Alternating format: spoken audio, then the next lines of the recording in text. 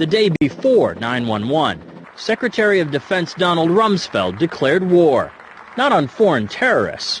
The adversary is closer to home. It's the Pentagon bureaucracy. He said money wasted by the military poses a serious threat. In fact, it could be said that it's a matter of life and death. Rumsfeld promised change, but the next day, the world changed. And in the rush to fund the war on terrorism, the war on waste seems to have been forgotten. My 03 budget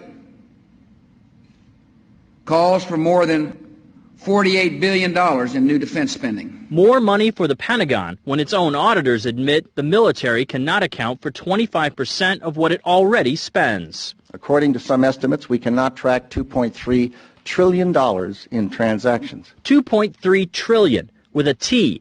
That's $8,000 for every man, woman, and child in America.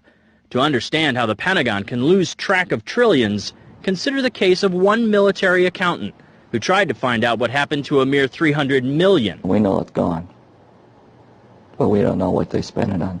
Jim Minery, a former Marine turned whistleblower, is risking his job by speaking out for the first time about the millions he noticed were missing from one defense agency's balance sheets.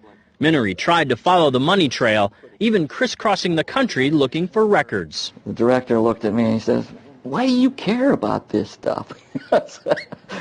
It took me aback, you know. My supervisor asked me why I care about doing a good job. So he was reassigned and says officials then covered up the problem by just writing it off. They got to cover it up. That's where the corruption comes in. They've got to cover up the fact that they can't do the job. The Pentagon's Inspector General partially substantiated several of Minery's allegations, but could not prove officials tried to manipulate the financial statements. 20 years ago, Pentagon employee Franklin C. Spinney made headlines exposing what he calls the accounting games.